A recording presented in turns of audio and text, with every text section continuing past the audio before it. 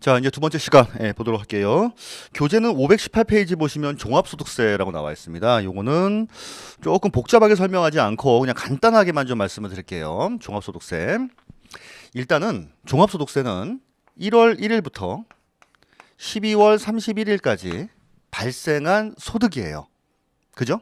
아니, 그러니까 소득세를 일단 1년에 한 번씩 거둘 건지 6개월에 한 번씩 거둘 건지 뭐 3년마다 한 번씩 거둘 건지 아니 그냥 1년에 한 번씩 걷자라고 하는 거죠. 그래서 예를 들어서 자 2020년도 1월 1일부터 12월 31일까지 개인이 법인 같은 경우에는 법인세를 내요. 근데 개인 같은 경우에는 소득세라는 걸 냅니다. 그래서 1년 동안 발생한 네가 소득이 있을 거 아니니 그거를 언제까지 신고하라고 하냐면 그 다음 연도 2021년도 5월 1일부터 5월 31일까지 이때 신고하라고 합니다. 자, 이거를 종합소득세라고 말을 해요.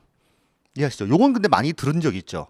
아, 내가 개인이 만약 장사를 한다. 장사하면 1년 동안 번 거에 대해서 그 다음 연도 5월 달에 소득세 신고를 세무서에다가 하는 거예요. 근데 어디 세무서? 주소지가 나와 세무서. 국세는 무조건 주소지라고 했잖아요. 그렇죠? 자, 그러면 왜 그냥 소득세라고 하면 되지? 하필이면 또 종합소득세라고 말을 하는지. 뭔가를 좀 합친다는 개념 그런 류의 느낌이 들죠. 그렇죠? 자, 그리고 세금은 여러분. 자, 만약에 이제 들어온 게 있어요. 1년 동안 들어온 게 1억 원이에요. 1년 동안 나간 게 있네? 이게 만약에 5천만 원입니다. 5천만 원이에요. 자, 그럼 세금을 여기에 대해서 매기는 거예요? 아니면은 번 게 있으면 쓴 거 빼고 나머지 5천에 대해서 매기는 게 맞습니까? 요게 맞죠. 그쵸? 그래서 요거를 네가 신고하라는 거예요. 당신이 얼마 벌었는지도 과세관청에서는 모르겠고 당신이 거기에 대응돼서 얼마를 쓴지도 모르겠으니까. 근데 여러분 이 쓴다라고 하는 게 반드시 이것과 관련돼서 사용한 금액이지 나는 가게를 하고 있는데 내가 개인적으로 무슨 술 사 먹고 이런 거는 안 되는 거죠, 당연히. 그래서 이름하여 필요경비라고 말을 합니다. 경비를 차감하고 이 금액이 얼마다. 그래서 나는 남은 게 이만큼이니까 거기에다가 세율을 곱해서 얼마 세금을 내겠다. 이거 신고하라는 얘기예요, 결국은. 그죠?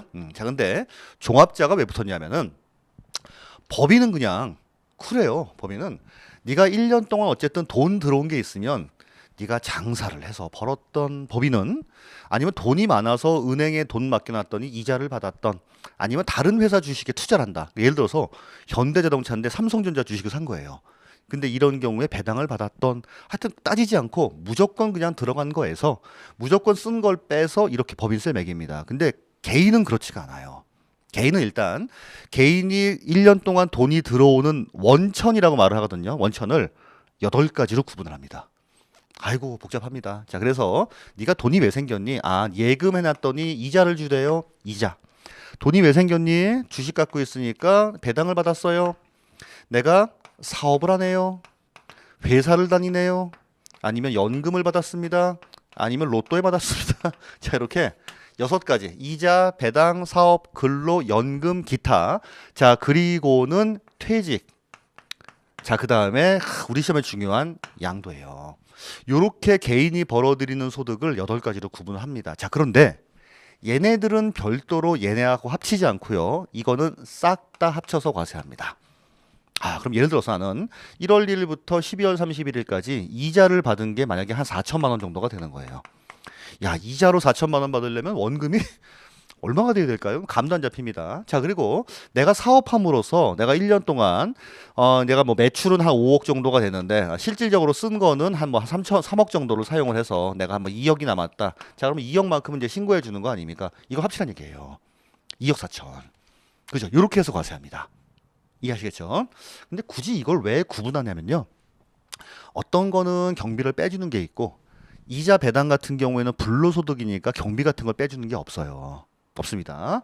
자, 그다음에 기타 소득도 빼주는 게 있고 요게 달라요. 그래서 아, 네가 뭘로 생겼는지라고 하는 거를 일단 구분을 한 다음에 이런 것들은 아무것도 안 빼주고 이런 것들은 어느 정도 빼주고 이런 게 다르기 때문에 그렇습니다. 그래서 일단 구분해서 정말 말 그대로 이제 순이익을 구하는 거죠. 순이익을. 이자는 받은 것 자체가 순이익이 되는 거고 사업은 그렇게 하지 말고 네가 매출액이 있으면 쓴 게 있는 거 아니냐? 요거만큼을 이제 합치겠다라고 하는 거예요. 그렇죠? 이해하시겠죠? 자, 요렇게 해서 과세하는 거를 무슨 방식? 종합 과세 방식이라고 말을 합니다. 예, 종합 과세 방식이라고 말을 해요. 자, 그래서 이름하여 그냥 소득세가 아니라 종합 소득세를 신고하는 거예요. 아시겠죠? 이렇게 6가지에 대해서 요걸 외울 필요식은 없습니다. 자, 여기서 중요한 거는 우리가 배울 거는 나머지는 아무것도 안 배우고 요것만 배워요. 요거. 사업. 사업 중에서 사업이라고 하는 거는 개인이 할 수 있는 사업은 되게 여러 가지가 있어요. 건설업, 음식점업, 숙박업, 서비스업 여러 가지 있는데 그 중에 우리가 중요한 거는 부동산 임대업이에요. 나중에 이제 기본 과정 되시게 되면 배울 겁니다. 내가 만약에 부동산 임대업자다. 나 그러면은 얼마를 벌고 얼마를 쓰고 얼마 남았다라고 하는 걸 신고해 줘야 되는데 이거를 어떻게 신고할 것인지 이제 여기에 대한 걸 배우고 어떤 걸 부동산 임대업이라고 하느냐 이런 거에 대해서 배울 거예요. 근데 이게 시험에 나올 때도 있고 안 나올 때도 있고 이제 그렇다라고 하는 게 이제 문제입니다. 그렇죠? 자, 다음에 얘네들은 왜 이걸 합치지 않냐면은 이제 개념이 이런 개념이에요. 나는 만약에 1990년도에 회사에 이제 입사를 했어요. 자, 그리고 퇴직을 2020년도에 퇴직을 했습니다. 자, 그리고 퇴직금을 5억 원을 받은 거예요. 자, 그러면 이걸 만약에 다른 소득이랑 합쳐버리면 퇴직하기 전까지 무슨 소득이 있었겠어요? 근로. 요게 만약에 5천만 원만큼 내가 연봉이 5천이었다고 할게요. 그럼 원래는 5천 남은 건 아무것도 없고 회사만 다니기 때문에 근로소득만 있는 사람이면 5천만 원에 대해서 그냥 세금을 매기면 될 거 아닙니까? 근데 이걸 만약에 갑자기 합쳐버리면 근로하고 퇴직이랑 합치게 되면 이게 얼마가 되는 거예요? 졸지에 5억 5천. 그럼 세율이 어떻게? 그렇죠. 세지죠.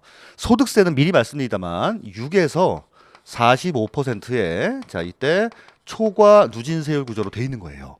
5천만 원밖에 안 벌면은 예를 들어서 6%만 내면 되는데 갑자기 이게 5억 5천 퇴직 5억이 합쳐지면서 45% 세금을 낼 수 있죠. 이러면 좀 부당하다라고 하는 거죠. 자, 왜냐하면 얘네들은 전부 다 2020년도 한 해에 발생하는 소득에 대해서만 과세하는 거잖아요. 근데 퇴직 같은 경우에는 그래요?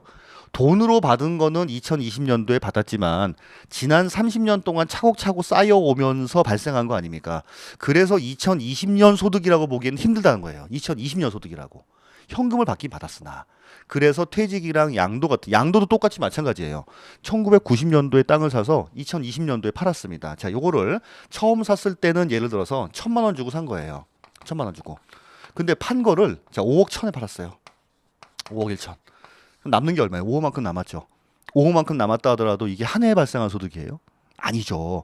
양도세는 그래서 중요한 거는 얼마에 사서 얼마에 팔았냐. 요 남긴 금액에 대해서 과세하겠다는 게 양도소득세입니다. 요게 기본적인 개념이 그래요.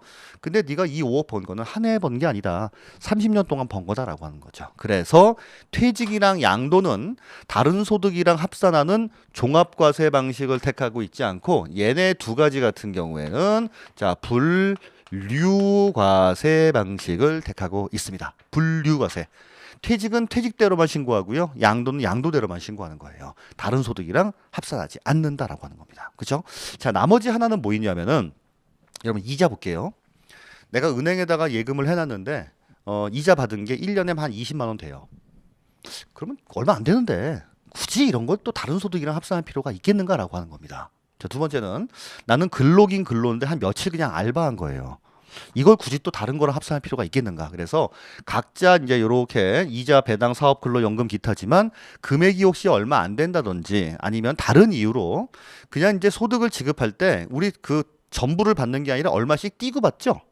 그거 보세요. 은행에서 예금 받을 때 자세히 보세요. 만약에 뭐 소득세 500원 뭐 이렇게 띄어요. 그죠? 알바도 원칙적으로는 하루에 막 15만 원이 넘어가게 되면 뭘 띄는 게 있습니다. 월급 받을 때 띄잖아요. 이런 거 뭐라면 원천징수라고 해요. 원천징수는 소득의 원천으로부터 아예 세금을 띄어버리는 그런 징수한다는 개념이에요. 원천적으로 아예 징수를 해버린다. 그래서 과세관청 입장에서는 원래는 그냥 1년 동안 한 거를 네가 신고해봐라. 사람들이 신고 안 한다는 거예요. 그래서 아예 회사에서 월급 받을 때, 은행에서 이자 받을 때 얼마 띄어서 납부하라. 요 원천징수 제도를 택하고 있습니다. 그걸로 끝나버리는 거예요. 그게 뭐라고 하냐면 그거는 분리과세라고 해요. 그거는 분리과세라고 합니다. 그래서 세금을 과세하는 방식은 개인은 세 가지가 있다는 거예요. 아이고, 법인은 심플해요. 그냥 네가 그냥 신고 납부하면 끝입니다. 근데 개인은 기본적으로 요 6가지 소득에 대해서는 종합해서 과세하는 방식을 택하고 있고 요게 이제 기본이에요. 근데 우리 과세하는 거는 뭘 과세한다? 남는 금액. 근데 이자 배당은 그냥 전체가 남는다는 거고 사업 같은 경우에는 이런 식으로 순이익이 남는다는 거고 근로연금 기타 같은 경우에도 빼주는 게 있어요. 그렇죠? 그런 식으로 그걸 과세하겠다는 겁니다. 자, 요거를 종합과세 방식이라고 해요. 근데 금액이 얼마 안 된다. 이런 경우에는 각각 지급할 때 그냥 원천징수하는 금액 그걸로 그냥 끝내버리는 거. 요거를 분리과세 방식이라고 해요. 분류는 뭐다? 퇴직이랑 양도는 이 한 해에 발생한 소득이 아니다 보니까 합산하면 그렇죠. 좀 문제가 있더라라고 해서 얘네들만 따로 분류과세 합니다. 세 가지예요. 요것만 아시면 돼요. 종합과세, 분리과세, 분류과세. 특히 우리가 신경 쓸 거는 사업소득이다라고 하는 거는 여기에 속하기 때문에 종합과세 방식을 택하고 있고 물론 다른 게 아무것도 없고 요것만 있다 그럼 이것만 신고하면 되는 거예요. 딴 게 근데 요즘은 같이 있는 경우가 많죠. 회사를 다니면서 조그맣게 상가 임대업을 하는 경우 요런 경우. 크게 임대업을 하는 경우도 있겠지만 물론 그렇죠. 자, 그다음에 퇴직이랑 양도는 뭡니까? 분류과세 방식을 택하고 있다. 퇴직은 퇴직끼리 과세하고 양도는 양도끼리 과세하는 거지. 이걸 싸그리 합쳐 과세하는 게 아니다라고 하는 겁니다. 듀얼 유료 회원만의 남다른 서비스.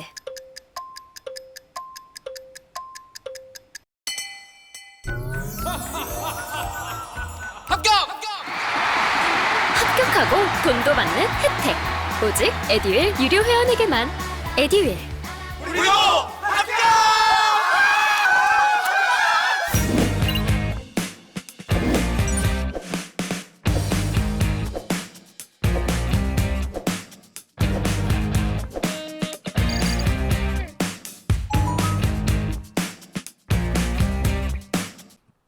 됐습니까? 그럼 결국은 양도소득세도 그냥 커다란 소득세 중에 일부인 거예요. 근데 지금 우리 시험에서는 그 비중이 엄청나게 크다라고 하는 거죠. 됐습니까? 그래서 소득세 중에 종합과세하는 소득세도 있는 거고 양도세처럼 얘만 따로 신고하는 양도소득세도 있는 거고 퇴직만 따로 하게 되는 퇴직소득세도 있는 거다라고 하는 겁니다. 근데 퇴직은 1년에 2번 이상 하기가 쉽지가 않죠. 그죠? 거기까지 보세요. 자, 그래서 518페이지 보시면 58페이지. 자, 소득세 의의 볼게요. 자, 1번 국세입니다. 얘도 당연히 국세예요. 우리가 지금 설명하는 종합부동산세, 종합소득세, 양도소득세 세 가지는 국세예요. 국세이기 때문에 어디다 신고하겠어요? 그렇죠. 주소지관할 세무서 거기다 신고하는 겁니다. 근데 2번 요게 이제 중요한 특징 중에 하나입니다. 자, 거기 기간과세 보세요. 소득세는 소득자별로 과세기간 일반적으로 1월 1일부터 12월 31일까지 발생한 소득을 기간별로 합산하여 과세합니다. 그래서 요거는 1월 1일부터 12월 31일까지 발생한 얘네들을 전부 다 싸그리 합산해서 신고하겠다는 겁니다. 근데 그럼 우리 조금 센스가 있는 분들은 그러면 양도도 마찬가지로 1월 1일부터 12월 31일까지 발생한 양도를 전체 언제까지 신고한다? 5월 1일부터 5월 31일까지 신고한다는 거예요. 얘도 뭐 중에 일부니까? 소득세 중에 일부니까. 그래서 얘도 기간과세입니다. 똑같아요. 자, 그다음에 과세 단위 보시게 되면은 과세 기간별 1년 단위로 신고한다라고 하는 거고. 자, 519페이지 이게 좀 어렵죠? 종합과세, 분류과세, 분리과세입니다.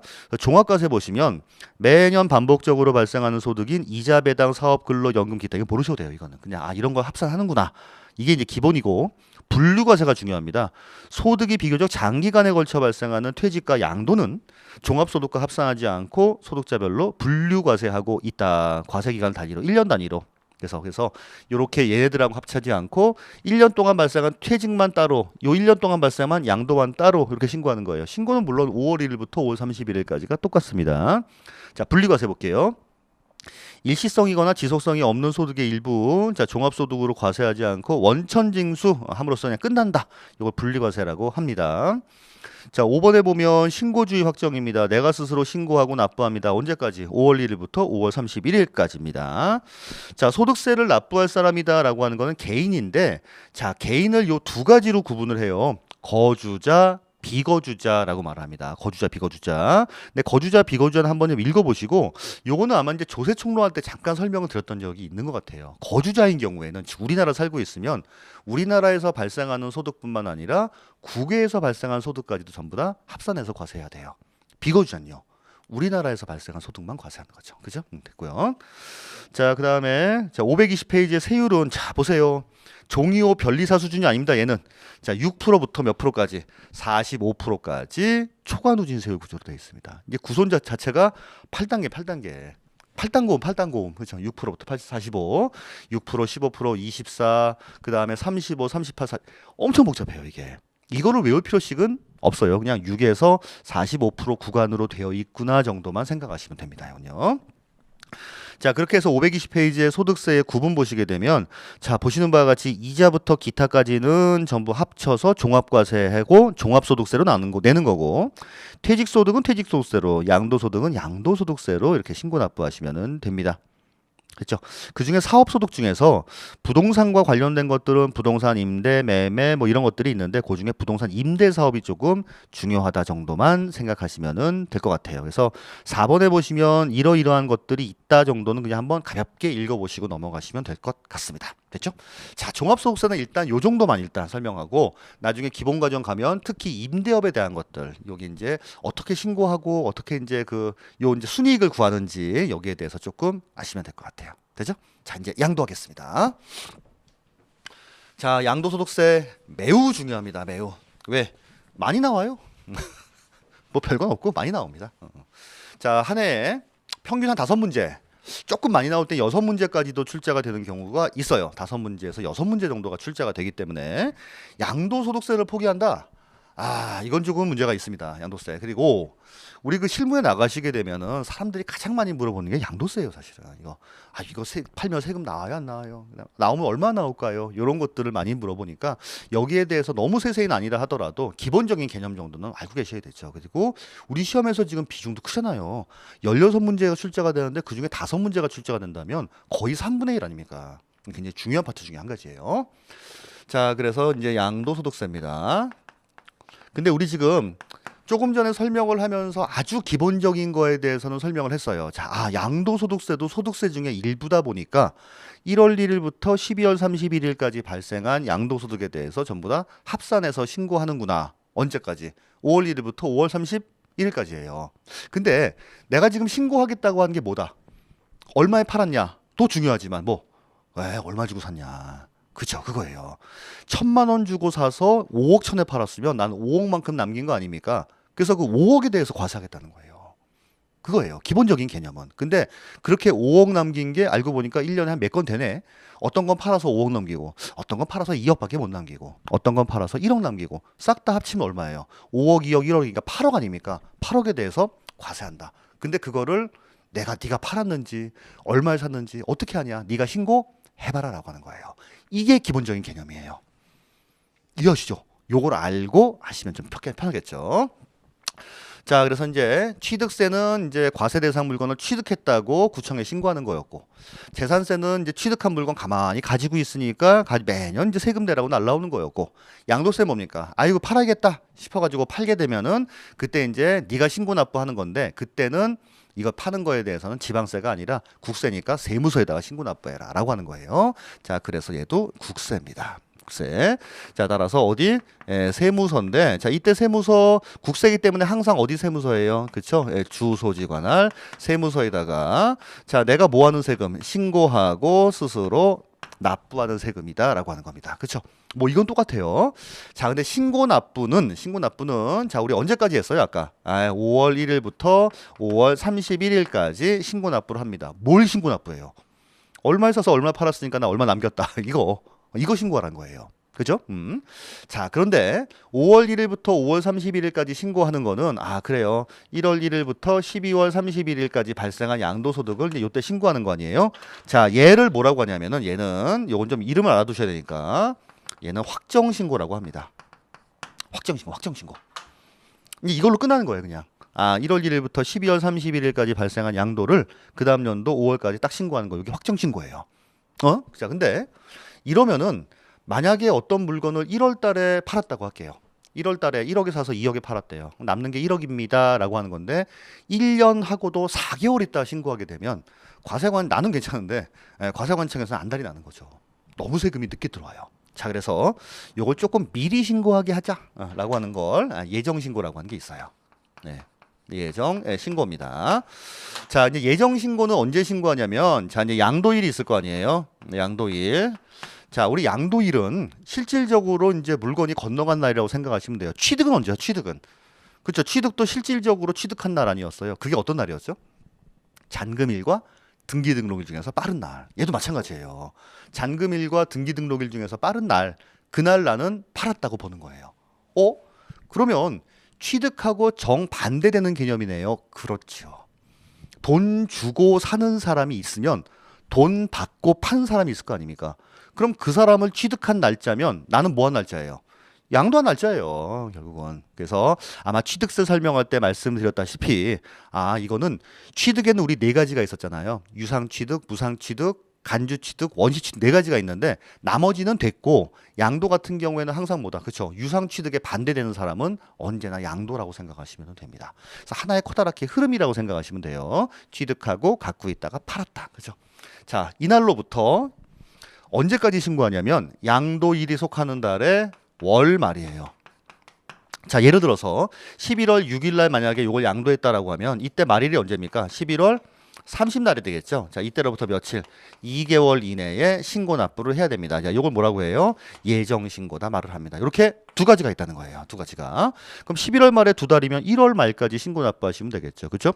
이렇게 일단은 물건 팔 때마다 이제 과세 대상 물건이지 뭐. 예, 팔 때마다 예정 신고를 해줘야 되고. 자, 그리고 요게 혹시라도 만약에 2건 이상 발생했다. 그럼 전부 다 합산해서 언제? 5월달까지 신고하시는 거예요. 그래서 요거 하나만 두게 되면은 너무 늦게 들어온다. 그래서 일단은 예정 신고를 해라. 근데 나는 1년에 판 게 이거 하나밖에 없어요. 굳이 확정 신고할 필요가 있다 없다? 없죠. 한번 신고했으면 되는데. 근데 2건 이상이네? 이러면요. 합쳐 신고해야 되는 거죠. 그렇죠? 자, 이렇게 신고하십니다. 예정 신고, 확정 신고 특이한 제도가 있기 때문에 요건 좀 알아두십시오. 이렇게. 자, 그다음에 세 번째는 뭐 당연히 얘도 이제 뭐 실질 과세가 원칙이죠, 그렇죠? 얘도 당연히 이제 실질 쪽으로 갑니다. 이렇게 이제 신고 납부하는 특징이 있고요. 자, 그다음에 아까도 말씀드렸다시피 당연히 기간 과세 특징이 있습니다. 한 건당 신고한 것도 중요하지만 1월 1일부터 12월 31일까지에 대해서 이제 과세를 하겠다라고 하는 거였어요, 그렇죠? 됐죠? 자, 그다음에 네 번째 보시면은. 요건 여기까지 하시죠. 이거는 너무 어려운 거니까 이건 좀 그래요. 자, 일단 요런 식의 특징이 가지고 있습니다. 자, 이제 요걸 보면요. 자, 521페이지 보시면 521 양도소득세의 의의 볼게요. 자, 1번 국세입니다. 양도소득세는 국가의 과세권이 있는 국세입니다. 자, 두 번째. 자, 아까 말씀드렸다시피 얘는 무슨 과세? 분류과세합니다. 분류과세. 양도소득세는 장기간에 걸쳐서 걸친 소득이 한 번에 실행되는 것이기 때문에 결집 효과를 완화하기 위해 결집 효과는 그런 게 있다 그냥 생각하시면 돼요. 종합소득으로 과세하지 않고 분류과세합니다. 따라서 이자부터 기타까지 요 발생한 거랑은 별개로 따로 이제 양도세만 신고한다는 거죠. 자, 3번의 기간과세. 양도소득이 발생한 과세 기간별 단위로, 즉 대개는 1월 1일부터 12월 31일까지예요. 1년 단위로 신고한다. 이거는 정하기 나름 아닐까요?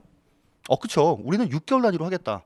부가세가 그래요. 부가세가 6개월 단위로 신고합니다. 그 다음에 소득세 같은 경우에는 1년 단위로 신고하고, 우리는 한 3년마다 한 번씩만 신고하자. 이럴 수도 있을 거예요. 근데 그러면 과세 관점은 너무 좀 그렇겠죠. 그래서 통상 1년이 넘어가는 저는 없다고 생각하시면 돼요. 되게.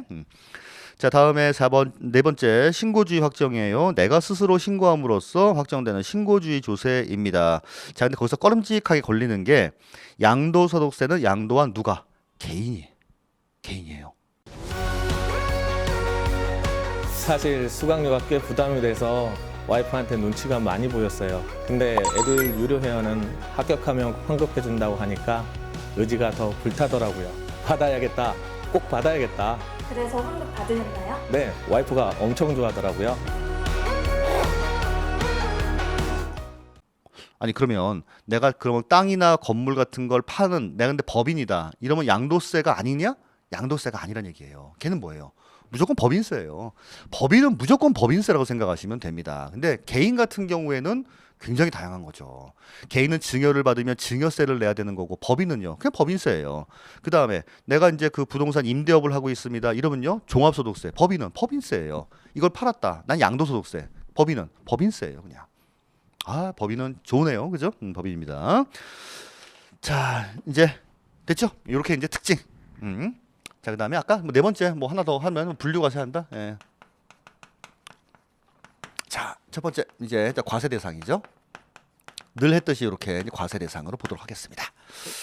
자, 우리 이제 과세 대상 하고 나면은 대개 무슨 납세 의무자 한 적도 있고 안 적도 있고, 그다음에 과세 표준 세율인데 얘는 거기까지 가기가 뭐가 좀 많아요. 그래서 처음에 과세 대상을 설명하고 난 다음에는 우리 취득 때 아마 그랬던 것 같아요. 취득의 종류. 이게 취득의 종류는 이러이러한 게 있습니다. 이게 취득이냐 아니냐 이런 거 있었잖아요. 이것도 마찬가지예요. 양도의 정의에 대해서. 이게 이런 게 양도인데 이런 건 양도로 안 보겠습니다라고 한 게 있고, 자, 그 다음에 우리 했던 게 뭐였냐면 취득 때도 취득식이었어요. 취득식이.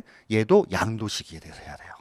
그러다 보니까 취득이랑 양도하고가 조금 하나는 사는 거고 하나는 파는 거니까 굉장히 조금 유사한 점이 없잖아 있죠, 사실은. 자, 과세 대상을 보시면 근데 얘가 조금 복잡해요. 이거 좀 복잡해요. 이게 복잡합니다. 자, 과세 대상은 일단 자, 첫 번째는 부동산 등이에요. 등자가 좀 걸려요. 등, 그죠? 두 번째는 주식이에요. 자, 세 번째는 파생상품이에요. 파생상품이에요. 이렇게 세 가지로 구분을 합니다. 일단 부동산과 그의 친구들, 그 다음에 주식, 그 다음에 파생상품, 이렇게 구분해요. 그래서 요거를 소득별이라고 말을 하기는 법령상 소득별이라고 하는데 저는 그냥 통상 1그룹, 2그룹, 3그룹, 그룹별이라고 말을 하기도 합니다. 자, 이거 왜 그러냐면 얘네끼리 합쳐요. 이것끼리 합치고 이것끼리 합칩니다. 예를 들면 지금 양도라고 한 건 1월 1일부터 12월 31일까지 발생한 양도에 대해서 전부 합치라고 했는데 아까 그랬잖아요. 그래서 뭐 하나 양도하면 예정 신고하고 그다음에 두 번째 예정 신고하면 두 개를 합쳐가지고 또 신고하고 이거잖아요. 근데 내가 봄에 만약에 부동산을 팔았는데 가을에는 파생 상품을 판 거예요. 이건 합치지 않는다는 거예요. 부동산을 2개 이상 팔았을 때 합치고 주식을 2건 이상 팔았을 때 합치는 거지. 이거는 그러니까 결국은 그룹이라고 생각하시면 됩니다. 됐죠? 근데 얘네들은 시험 범위가 아니에요. 그러니까 어찌든 부동산 등만 아시면 됩니다. 그죠? 자, 부동산 등에는 자, 첫 번째는 부동산이니까 당연히 토지하고 그 다음에 건물이 될 겁니다. 뭐 이걸 모르는 분 없어요. 토지 건물 팔면 양도세를 낸다는 겁니다. 그리고 우리 양도다라고 하는 건 뭐냐면 양도는 자, 먼저 미리 말씀드리면은 자, 양도라고 하는 거는 커다랗게 이제 소유권의 이전이에요. 소유권의 이전입니다. 자, 근데 소유권의 이전인데 반드시 무슨 이전? 그렇죠. 유상이죠. 무상으로 이전하는 거는 양도가 아니에요.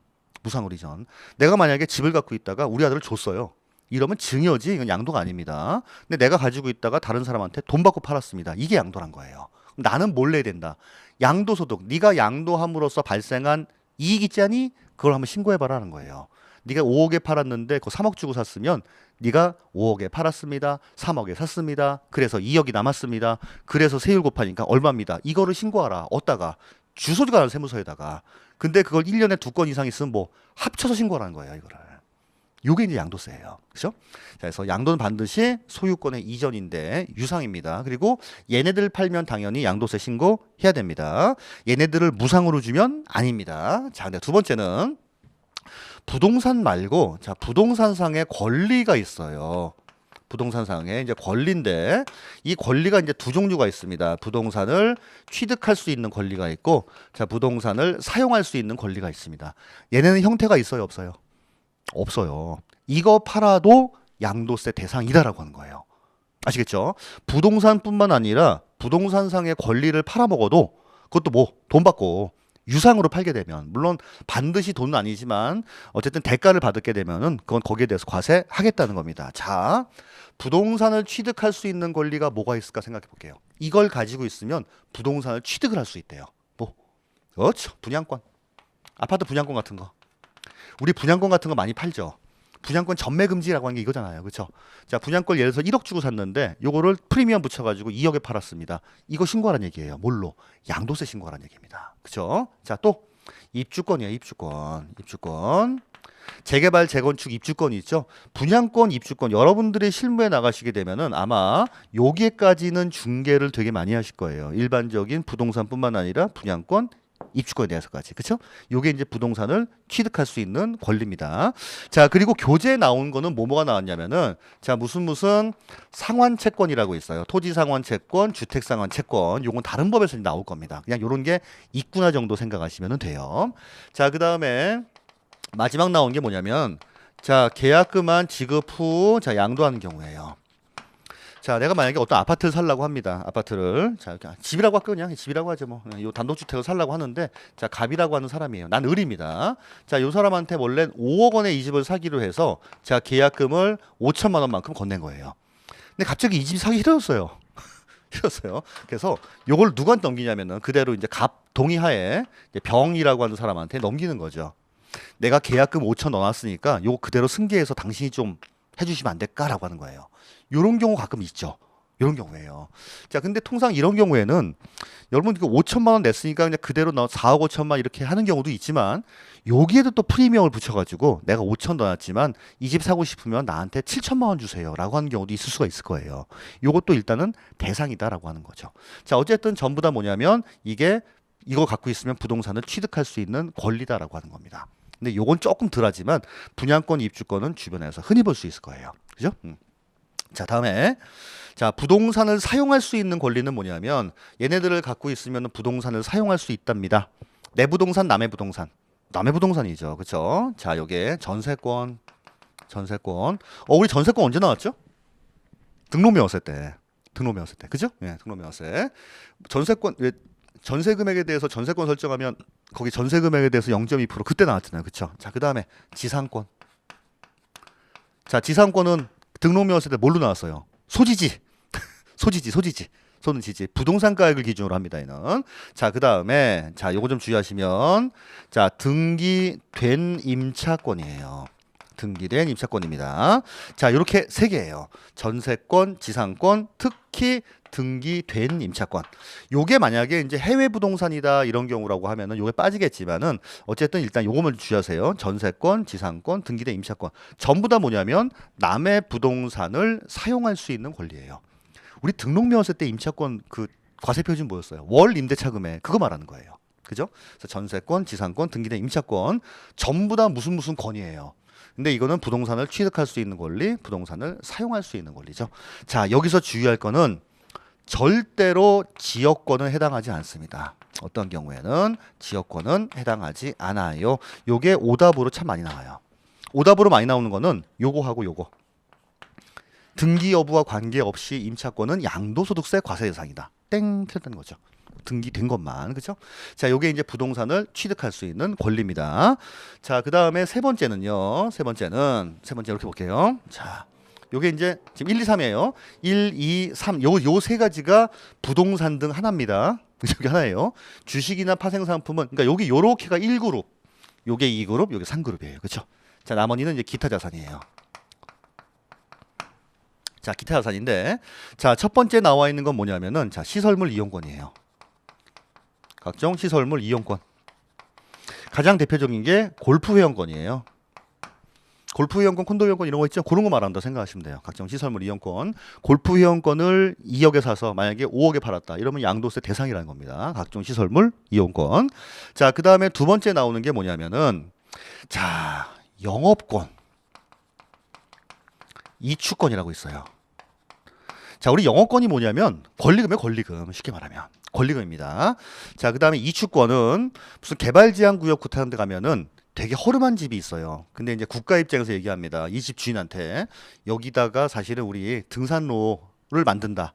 아니면은 국립공원이니까 무슨 공원 같은 걸 만든다. 아니면은 헬스시설 만들려고 하니까 조금 다른 데로 좀 옮겨주세요라고 하면서 다른 데다가 건물을 지을 수 있는 권리, 옮겨서 지을 수 있는 권리, 이걸 이주권이라고 해요.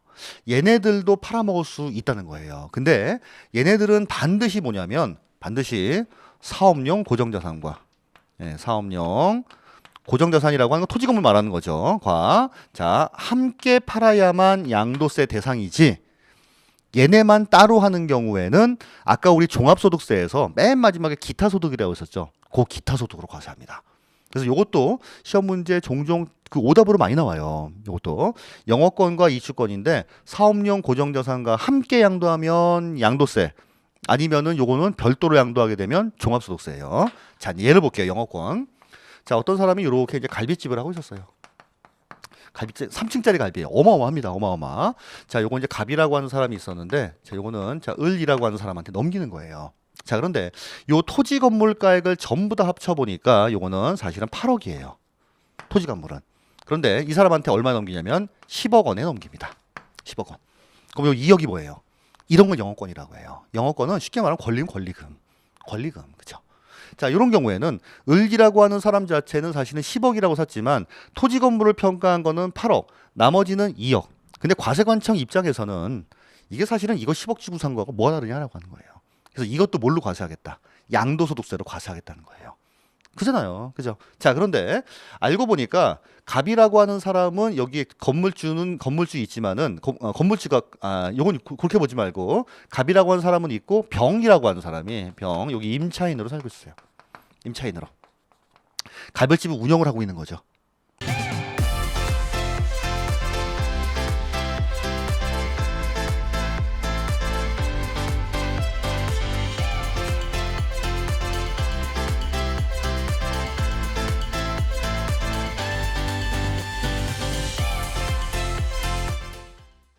이해하세요? 건물주는 갑, 병이라고 하는 사람이 갑일집 운영.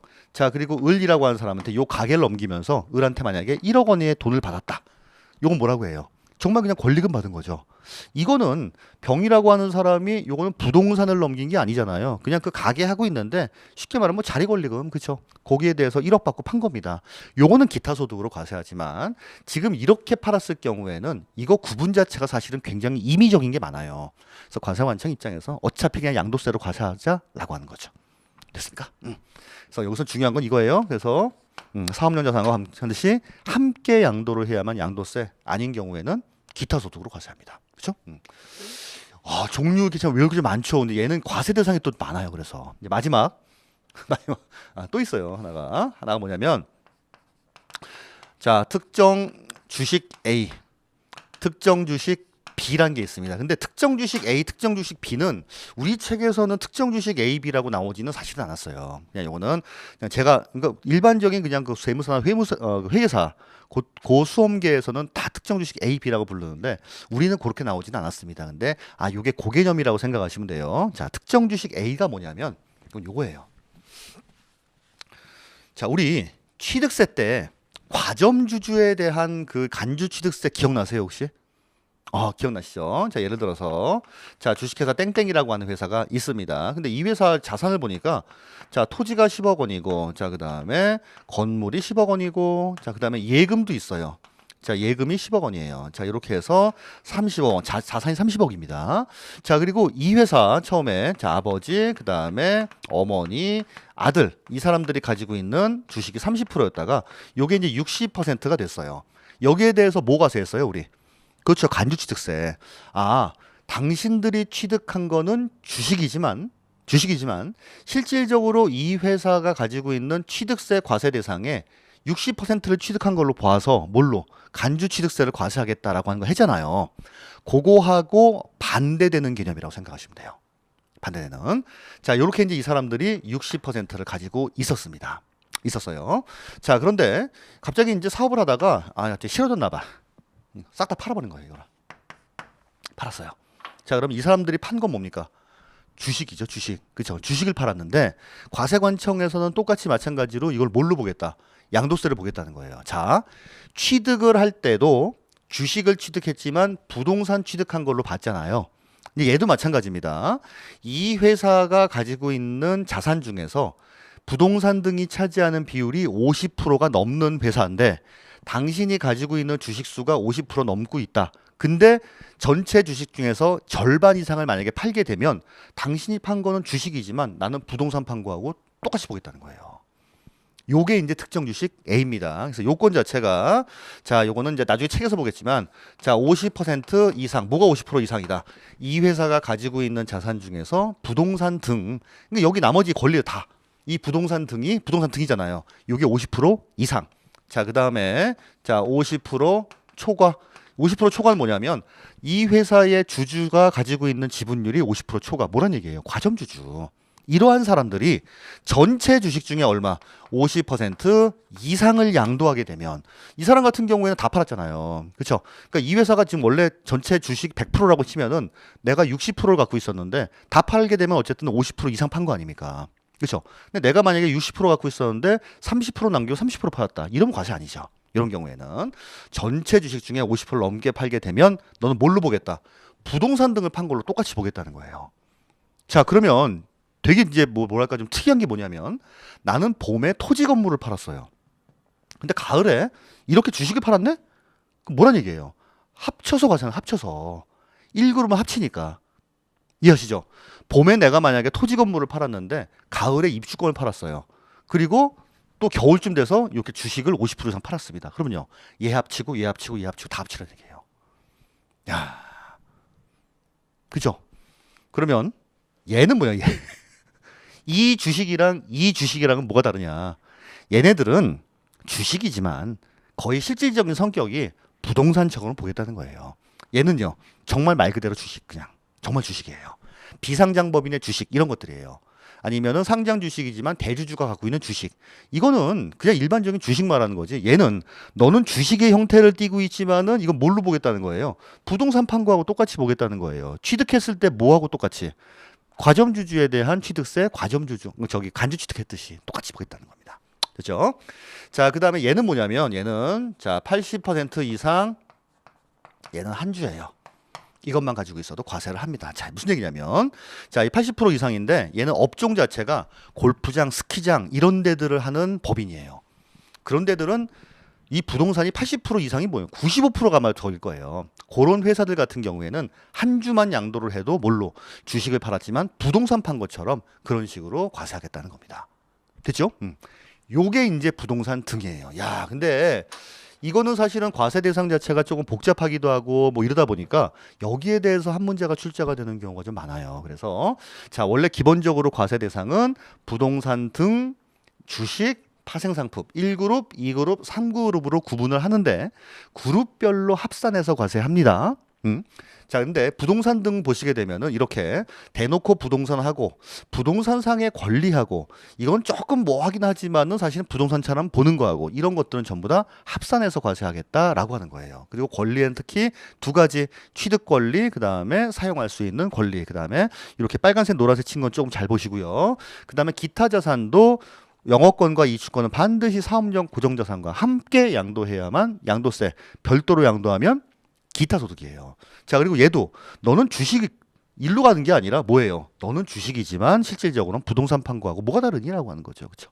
이렇게 골프장이나 이런 거 운영하는데 이런 회사의 주식은 한 주만 팔아도 금액이 좀 엄청나다라고 하는 거죠. 부동산 판 거하고 똑같이 보겠다는 거예요. 전부 다 합산 과세하기 위해 그렇습니다. 그렇죠? 요게 이제 그렇죠. 대상이에요. 아유, 복잡하다. 그죠? 자, 522 이제 양도세 과세 대상 걸 보시면 자, 1번 부동산 관련 자산입니다. 괄호 1번에 보시면 부동산 토지 건물 뭐 이걸 모르는 분 없어요. 자, 2번에 보면 부동산의 권리인데 동그라미 1번이 부동산을 사용할 수 있는 권리, 지상권, 전세권, 특히 뭐다? 등기된 부동산 임차권이에요. 그래서 괄호 보시면 미등기 임차권은 종합소득세로 과세한다라고 했잖아요. 그 중에서 무슨 소득으로? 기타 소득으로 과세한다라고 하는 게 용어 정리에 나와 있습니다. 용어 정리 두 번째 보시면은 거기 두 번째 줄에 등기된 것은 양도소득세로, 등기되지 아니한 경우에는 종합소득 중에 기타 소득으로 구분합니다. 됐죠? 자, 그다음에 552 거기 중간에 동그라미 2번 부동산을 취득할 수 있는 권리입니다. 건물이 완성되는 때 그 건물과 부수 토지를 취득할 수 있는 권리입니다. 가장 대표적인 게 분양권 두 번째 줄에 분양권. 자, 그다음에 정비 사업 중인 조합원 입주권 이런 것들이에요. 아파트 당첨권, 분양권, 조합원 입주권. 자, 그리고 523페이지에 니은 디귿 보시면 토지 상환 채권, 주택 상환 채권. 요거 나중에 이제 아마 다른 법 배우시면 나올 겁니다. 토지 상환 채권, 주택 상환 채권 이런 게 있다. 자, 리을 보면 부동산 매매 계약을 체결한 자가 계약금만 지급한 상태에서 양도하는 권리입니다. 내가 계약금 5천 내놨는데 요건 당신이 좀 인수하시오라고 하는 거예요. 근데 내가 그때는 계약금 5천이었지만 지금 5천에 못 넘기고 2천만 더 주세요라고 하는 경우도 있겠죠. 자, 3번 기타 부동산 관련 자산 양도소득이에요. 자, 1번의 특정 주식. 자, 기억 니은 디귿 요건이 이겁니다. 기억. 부동산 과다 보유의 법인이에요. 자산 총액 중에서 부동산과 부동산 권리가 몇 프로? 50% 이상인 범위입니다. 그래서 요 경우죠. 아까 보시면 토지 건물 예금인데 부동산과 부동산 권리가 50% 넘죠. 자, 이 회사의 주식을 니은처럼 비율이에요. 주주 한 명과 친족 및 특수관계자 소유자 합친 게 얼마? 50% 초과. 이거 뭐라고 해요? 과점주주. 결국은 그 회사의 자산 중에 부동산과 부동산 권리가 50% 이상인 회사의 주식을 내가 50% 초과해서 갖고 있는 경우. 자, 디귿 보시면 특정 주식의 양도 비율이에요. 총 주식의 50% 이상을 양도. 근데 요거를 한꺼번에 파는 경우도 있지만 잘라 파는 경우도 있거든요. 근데 3년 내에 50% 이상을 팔게 되면 이런 식으로 과세하겠다는 거예요. 3년. 그래서 3년간 통산합니다. 3년간. 자, 다음에 2번 특수업종 영위 부동산 과야 법인의 주식이에요. 자, 기억. 특수업종을 영위하는 법인입니다. 골프장, 스키장 대표적이에요. 뭐 휴양시설 부동산업도 있는데 되게 그냥 골프장, 스키장 정도 알아두시고. 자, 그다음에 얘네 중에서 부동산과 부동산 권리가 80% 이상이고요. 자, 몇 주만 양도해도 한 주만 양도해도 이런 경우에는 기타 자산으로 보겠다라고 하는 거죠. 자, 그다음에 3번하고 5번을 같이 묶으셔서 3번, 5번은 사업용 자산과 함께 양도 거기 비추세요. 사업용 자산과 함께 양도하는 영업권. 함께 양도하는 영업권. 자, 그다음에 옆에 보시면 별도로 양도하는 영업권은 제외한다. 영업권만 따로 양도하는 경우, 그렇죠? 여기는 권리금만 주고받는 거죠. 이 경우에는 마찬가지로 기타 소득입니다. 5번을 먼저 보시면 사업용 자산과 함께 양도하는 이러이런 이축할 수 있는 권리 특정 이축권입니다. 거기도 523 맨 마지막에 보시면 다만 해당 이축권 가액을 별도로 평가하여 신고하는 경우엔 제외로 합니다. 그래서 영업권과 이축권인데 함께란 말이 나왔다. 뭐와 사업용 고정자산과 이러면 양도세. 별도란 말이 나왔다. 자, 이런 경우 뭐예요? 요거는 기타 소득으로 과세합니다. 자, 그 다음에 네 번째 특정 시설물 이용권 회원권인데 대개 골프, 콘도, 그 다음에 고급 헬스클럽 이용권 이런 것들이에요. 그래서 자, 보시는 바와 같이 지금 522, 523 두 페이지에 걸쳐서 지금 1그룹만 나온 거예요. 1그룹만. 그래서 여기에 대한 것도 궁극적으로 좀 암기는 하셔야 되는데, 즉 특히 이제 문제가 나오는 포인트는 되게 비슷하다라고 하는 거죠, 그렇죠? 뭐 이런 것들, 그렇죠? 뭐 요 종류 이제 두 가지를 이제 섞어 온다든지, 아니면은 등기됐냐, 등기되지 않았냐, 지역권이 들어가냐, 들어가지 않냐라고 하는 것들, 그 다음에 특히 요거 사업용 자산과 함께 양도했냐, 아니면 별도로 양도하든지 별도로 평가를 했느냐, 자 이런 말에 따라서 달라집니다, 그렇죠? 그리고 여기에 대해서는 아직까지는 조금 건드리진 않았어요, 아직까지는 그냥 이런 게 있다 정도만 그냥 알고 계시면 될 것 같습니다. 그죠? 자, 다음에 524 보시면은 자, 주식 관련 자산이에요. 1, 2, 3, 4라고 나와 있는데 그냥 한번 읽어 보시고 파생 상품도 그냥 그런 게 있구나 정도만 생각하시면 될 것 같습니다.